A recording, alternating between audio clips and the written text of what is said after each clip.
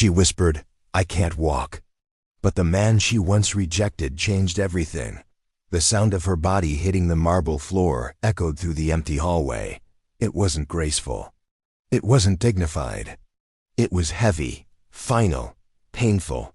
Her palms scraped against the cold surface as she tried to push herself up, but her arms trembled violently beneath her weight. The silk of her deep blue evening gown twisted around her legs, mocking her with its elegance. Just hours earlier, she had stood in front of a mirror, flawless makeup, diamond earrings, the image of power. Now she lay on the floor of her mansion, breath uneven, pride shattered. "I can't," she whispered, her voice cracking. "I can't walk." The words barely traveled beyond the hallway walls, but to her, they sounded deafening. The chandelier above glowed warmly. The oil paintings lining the corridor remained perfectly still. The mansion stood silent. A palace filled with everything money could buy. Everything except hope. Before we go further, take a moment.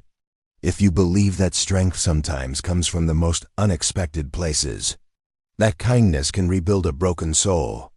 Like this story, share it with someone who needs encouragement and subscribe to the channel. Stories like this remind us what truly matters. Her name was Isabella Laurent. 3 years ago, that name dominated headlines. Youngest tech CEO in the region. Self-made billionaire before 40. A woman described as unstoppable. She built her company from a tiny apartment with nothing but a laptop, relentless focus, and a refusal to accept no. Investors admired her. Employees feared disappointing her. Competitors envied her. She lived in motion. Meetings, flights, conferences, interviews. She believed control was strength. Until the night control vanished. It had been raining heavily. She remembered the windshield wipers fighting against the downpour, the blur of red taillights ahead, the sharp turn she had taken 100 times before, then headlights. Too close, too fast. The screech of tires, metal crushing metal, then darkness. When Isabella opened her eyes again, she was staring at a hospital ceiling. The world felt distant, muted. She tried to move her legs. Nothing. Doctors spoke gently, carefully. Spinal trauma. Extensive nerve damage. Recovery uncertain. The word uncertain echoed louder than anything else. For weeks, she refused to accept it. She demanded second opinions, the best surgeons, the most advanced therapies. She was Isabella Laurent. She solved problems. She didn't become them, but reality does not negotiate. The first time she tried to stand during therapy, her legs collapsed beneath her. The second time, she screamed in frustration. By the third attempt, she stopped trying. When she finally returned home, it felt less like victory and more like exile. Her mansion, once a symbol of achievement, became a quiet prison. She withdrew from her company, attending meetings through video calls when necessary.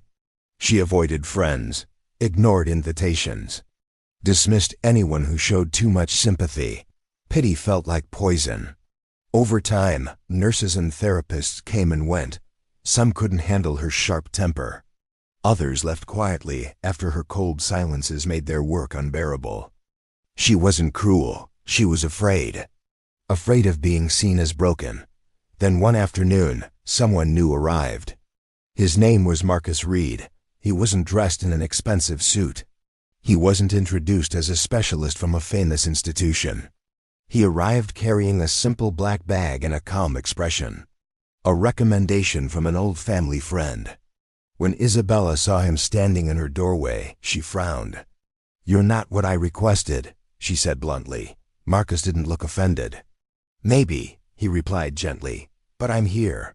There was something steady about him, something unshaken. She decided immediately she wouldn't make it easy for him. If he expected gratitude, he wouldn't find it. If he expected warmth, he wouldn't receive it. She ignored him during therapy, snapped at him when he adjusted her wheelchair, criticized the way he organized her medication, but Marcus never raised his voice, never rolled his eyes, never responded with irritation. He moved quietly through her world, respectful but firm. "You don't have to fight me," he told her one evening after she lashed out again. "I'm not fighting you," she said sharply. "You are," he replied softly. "Just not the way you think." She turned away, refusing to let his words land. Weeks passed. Then came the night everything shifted. Isabella had endured a particularly brutal therapy session. Her muscles ached. Her pride ached more. Marcus stepped out briefly to take a phone call. The hallway was empty. She looked toward her bedroom door. It was only a short distance. She could do it. She didn't need help. Gripping the wall railing, she pulled herself forward. One step, then another. Her legs trembled violently. Halfway down the corridor, her hands slipped. Her balance failed. Her body crashed to the marble floor. Pain shot up her spine like lightning. The wheelchair toppled beside her. She tried to push herself up. Her arms shook uncontrollably. Tears blurred her vision. "I can't walk," she sobbed. "I can't," Marcus heard the crash. He was at her side within seconds. He didn't lecture. Didn't say "I told you so." He simply knelt down. Carefully slid one arm beneath her shoulders, the other under her knees, and lifted her. She was lighter than she used to be. Not physically, emotionally. For the first time since the accident, Isabella didn't resist being held. She buried her face against his shoulder and cried. Not angry tears. Not proud tears, just human tears. Marcus said nothing. He simply held her until the storm passed. That night changed everything. She realized she wasn't angry at her body. She was afraid of needing someone. Afraid that dependence meant weakness. But in his arms, she didn't feel weak. She felt safe. Slowly, their dynamic shifted. Marcus wasn't just a caretaker. He became a presence. A quiet anchor in a house that had felt too large for one broken woman. They talked during therapy sessions. About books. About childhood memories. About fear. She learned Marcus was a widower. His wife had passed during childbirth 7 years ago. He was raising his daughter Chloe alone. He worked long hours but never missed bedtime stories. Every evening, he video called Chloe. Isabella overheard his gentle voice drifting down the hallway. The laughter of a little girl filling her silent mansion. Those sounds softened something inside her. One morning, she asked him, "How do you keep going?" He paused, considering. "I can't control what I lost," he said quietly. "But I can control how I show up." Those words settled deep in her heart. From then on, Isabella fought differently. Not out of anger. Out of purpose. Therapy became a battlefield she refused to surrender. There were setbacks, moments she screamed in frustration. Days she wanted to quit. But Marcus remained steady. "You're stronger than your fear," he would remind her. Months passed.